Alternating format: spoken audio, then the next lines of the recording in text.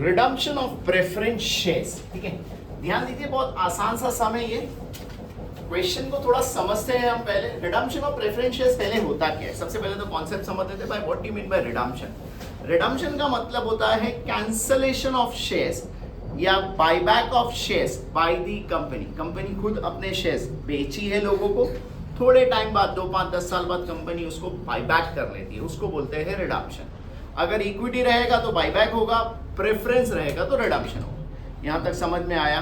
अब कंपनी ने आपके शेयर्स को क्या किया है? बायबैक यानी रिडीम करने के लिए आपसे कंपनी फिर खरीद रही है। इसके टोटल इन ऑल अगर सिर्फ रिडम्पशन है तो 7 एंट्रीज है। एंट्रीज को ध्यान रखोगे, पूरी इस सम के अंदर पूरी एंट्रीज को कवर किया गया। अगर एंट्रीज याद हो गई, चैप्टर खत्म हो गया आपके पास। ठीक है, मैं जो है आपको एंट्रीज भी समझाता हूं इस चैप्टर के अंदर, और हम क्वेश्चन भी सॉल्व कर लेंगे। ध्यान दीजिए, सबसे पहली एंट्री होती है हमेशा, पहले हम एंट्रीज को समझ लेते हैं। सबसे पहली एंट्री है conversion of partly paid up shares into fully paid up. सबसे पहली एंट्री, पहले हम एंट्री समझते हैं फिर हम क्वेश्चन को रीड करेंगे। Conversion of partly paid up shares into fully paid up. For conversion of partly paid shares into fully paid, इसमें 2 एंट्री बनती है। एंट्री नंबर 1 है for call made and entry number 2 है कॉल मनी रिसीव। एकदम आसान है। Call made, call किया आपने, तो आपकी एंट्री बनती है preference share call account debit to preference share capital. Call money receive, पैसा आया, bank account debit to preference share call account. I hope यहां तक सबको समझ में आया। सर नरेशन में क्या करने का? अरे भाई जो इधर लिखा ना वो लिखने का है, for call being call made being call money receive. Next, उसके बाद conversion of partly paid up shares के बाद सेकेंड एंट्री। देखो, कंपनी को रिडीम करना है, यानी कंपनी आपसे शेयर वापस खरीद ली है, तो कंपनी को क्या चाहिए? पैसा। अब कंपनी के पास पैसा कहां से आएगा? तो कंपनी जो अपने इन्वेस्टमेंट है उसको बेचेगी। तो hence for investment sold, investment बेचा तो कंपनी के पास पैसा आएगा और क्या जाएगा? इन्वेस्टमेंट जाएगा। हम यहां पर एक लाइन बीच में छोड़ देते हैं, या तो प्रॉफिट या तो लॉस होगा। कंपनी को और पैसे की जरूरत है तो कंपनी क्या करेगी? फ्रेश इश्यू करेगी फॉर इक्विटी और प्रेफरेंस शेयर सोल्ड। पैसा आया कंपनी के पास, फिर एक लाइन छोड़ते हैं, it may be on premium to equity share capital. I hope यहां तक सबको समझ में आया। Entry number 1 conversion of partly paid up shares into fully paid up. Entry number 2 investment sold, पैसा आया, bank to investment. Entry number 3 shares बेचा, पैसा आया, इन्वेस्टमेंट गया। एकदम आसान, क्या आया क्या गया, बस ये याद रखना है। अब entry number 4 for preference shares due for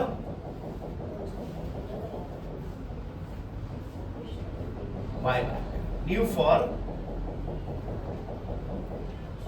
redemption. अब यहां पर preference share due for redemption हो गया, तो हम क्या करेंगे? Preference, please no short forms, preference share capital account debit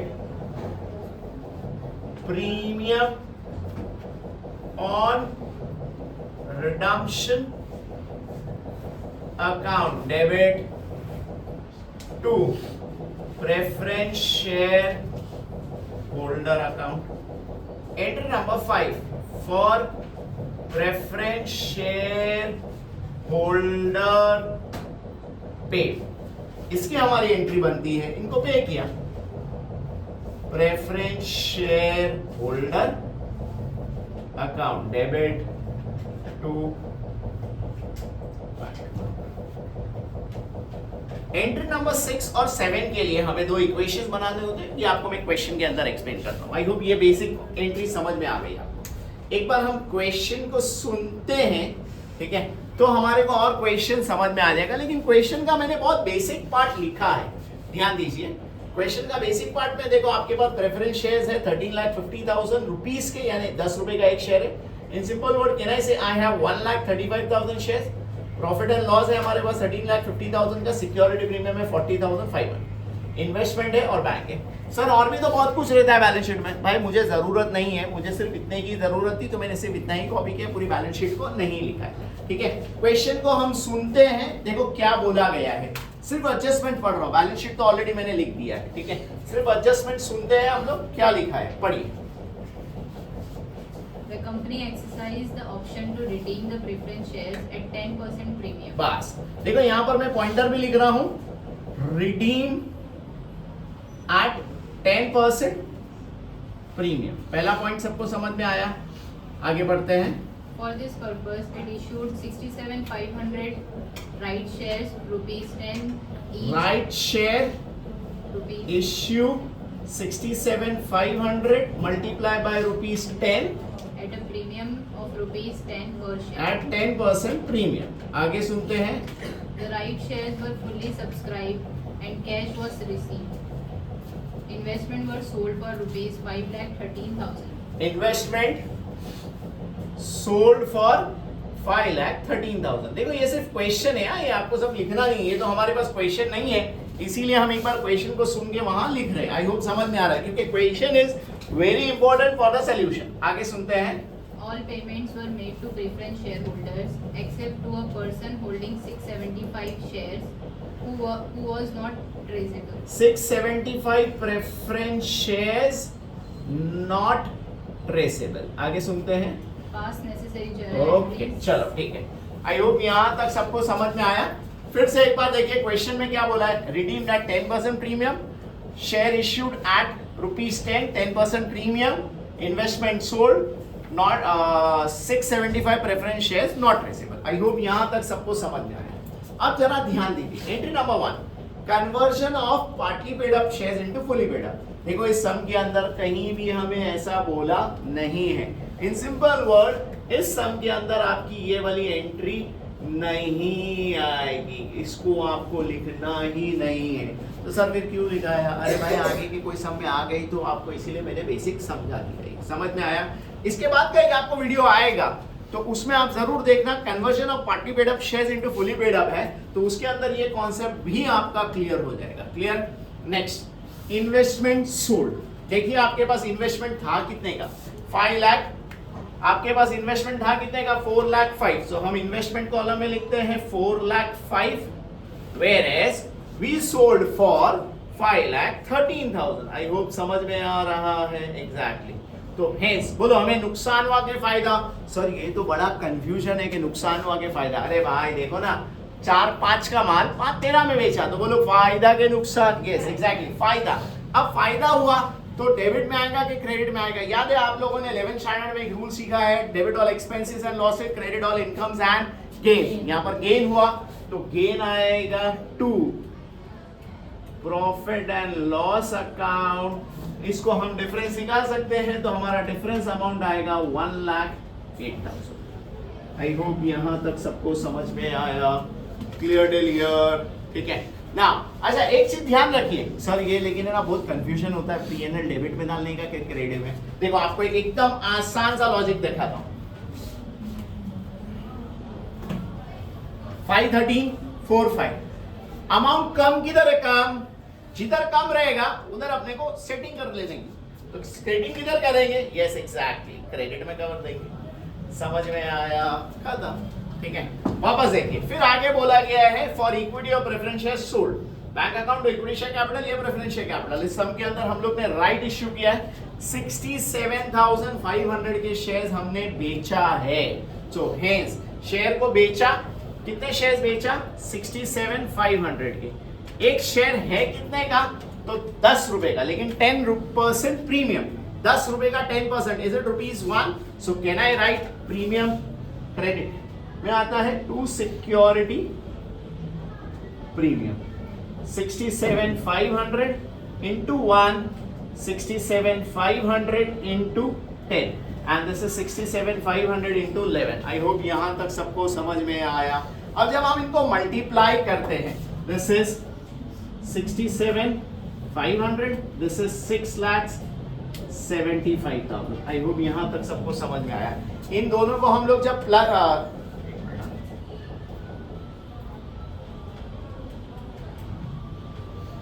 6,75,000, अब इन सबको हम लोग जब प्लस करते हैं, so can I get as 500, 12, 13, 14, is it 742 500? I hope सबको समझ में आया।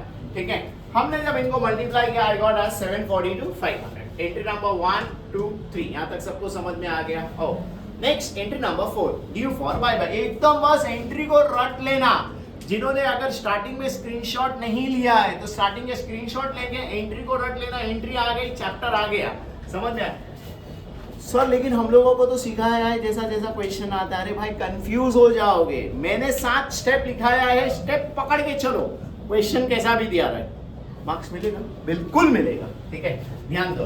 For preference share due for redemption.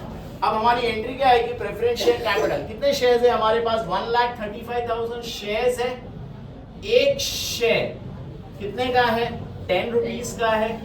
तो हेंस इसके ऊपर हमने निकाला 13,50,000। फिर आगे हम लोग को क्वेश्चन में बोला रिडीम एट 10% प्रीमियम।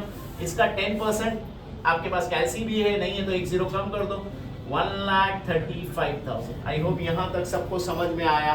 क्या हम लोग इनको प्लस कर सकते हैं? Is it 14,85,000? उम्मीद करता हूं यहां तक सबको समझ में आया। क्लियर है? Next one is for preference share holder paid. अब इस सम के अंदर एक छोल आएगा। क्या आएगा? देखिए आपके पास टोटल कितने शेयर होल्डर्स थे? सो आपके पास टोटल शेयर होल्डर थे 1,35,000 शेयर होल्डर्स थे, जिसमें से एक शेयर होल्डर 675 का नॉट ट्रेसेबल। यहां तक समझ में आया?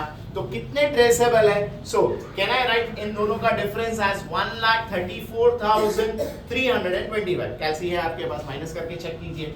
मल्टीप्लाई बाय, हमें उनको पेमेंट क्या भाव में करना था? सो 10 रुपए का शेयर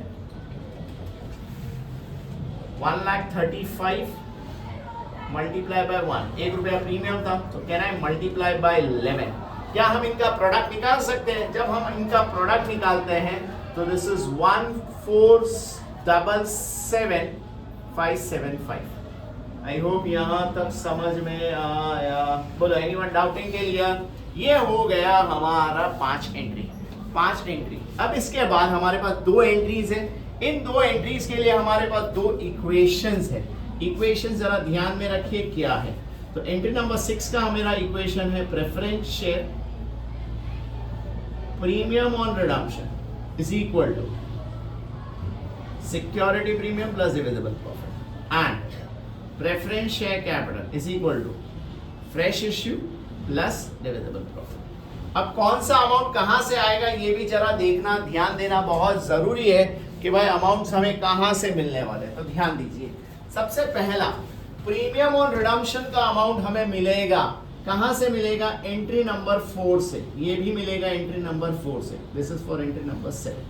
ठीक है, प्रीमियम ऑन रिडम्पशन का अमाउंट कितना है? 135 and this is 13,50,000। I hope 13,50,000 सबको समझ में आया एंड दिस इज 135 सबको समझ में आया। बोलो यहां तक किसी को doubt? Smart girls. Next one is security premium. देखो बुक में कितना सिक्योरिटी प्रीमियम है? तो हमारे पास प्रीमियम है 40,500, बरोबर है। प्लस हम लोग को यहाँ पर भी प्रीमियम मिला है 67,500। क्या मैं दोनों का प्रीमियम प्लस कर सकता हूँ? 40,500 plus 67,500 is it 1,08,000? I hope 1,08,000 समझ में आया। प्लस बाकी का बचा हुआ पैसा कितना आएगा? 37,000। आई होप 37,000 सबको समझ में आया। सॉरी 27,000। आई होप 27,000 समझ में आया। अब ये 27,000 कहां से आएगा? तो we can use from profit and loss account. I hope समझ में आ रहा है। प्रॉफिट एंड लॉस में पैसा है? अरे भाई बहुत पैसा है। यहाँ पर भी पैसा है, यहाँ पर भी पैसा है। प्रॉफिट एंड लॉस में बहुत पैसा है। चलो ठीक है, नेक्स्ट आते 13,50,000 फ्रेश इश्यू। ये हमेशा हमें कहां से मिलेगा? फ्रेश इश्यू एंट्री नंबर 3 से मिलेगा। क्लियर है? एंट्री नंबर 3 में देखिए फ्रेश इश्यू है हमारे पास, है। इक्विटी का अमाउंट लेने का, इक्विटी में कितना है 6,75,000 फ्रेश इश्यू है, तो बाकी का बचा हुआ पैसा 6,75,000 कहां से आ जाएगा, डीपी आ जाएगा। डीपी यानी ये क्या हो जाएगा आपका profit and loss account. Hope यहां तक सबको समझ में आ गया। अब जरा ध्यान से देखिए इनकी जर्नल एंट्रीज कैसे बनेगी। सबसे पहली security premium, premium on redemption, sorry security premium, profit and loss, दो जगह से पैसा लाया ना, तो हेंस हमारी एंट्री बनेगी, हमारी एंट्री क्या बनेगी, entry number 6 security premium account debit, profit and loss account debit, 2 premium on redemption. Now यहां पर आपका प्रीमियम ऑन रिडम्पशन कितना है, तो premium on redemption is 1,35,000, whereas security premium is 1,08,000 and profit and loss is 27,000. Narration क्या आएगा, being premium on redemption adjusted. Entry number 7, ध्यान दीजिए। अब एंट्री नंबर 7 फ्रेश इशू, तो we have already done it, whereas ये पैसा कहां से आया, पीएनएल से। पीएनएल में हमारे पास बहुत पैसा है, तो हम लोग ने एंट्री पास करेंगे profit and loss account debit to CRR. CRR नहीं लिखना है आपको, तो फिर सर क्या लिखना है, यस प्लीज मुझे कमेंट बॉक्स में जरूर बताइए सीआरआर का फुल फॉर्म क्या है। और आपको सीआरआर नहीं लिखना है, आपको उसका फुल फॉर्म लिखना है, बट यस कमेंट बॉक्स में इसका जरूर बताना फुल फॉर्म क्या है, ठीक है। Profit and loss account debit to CRR 6,75,000, साथ में नरेशन भी बताना। Done with this, I hope यहां तक समझ में आया। ये हमारा पूरा चैप्टर ऑलमोस्ट कवर हुआ है इसके अंदर से। अब आपके पास कभी कभार बोनस शेयर की एंट्री आती है, तो अगर बोनस शेयर की एंट्री आ गई तो मेरा नेक्स्ट वीडियो जरूर देखना, उसके अंदर बोनस शेयर्स की एंट्रीज है। क्लियर है यहां तक, ये 7 स्टेप्स का सम है।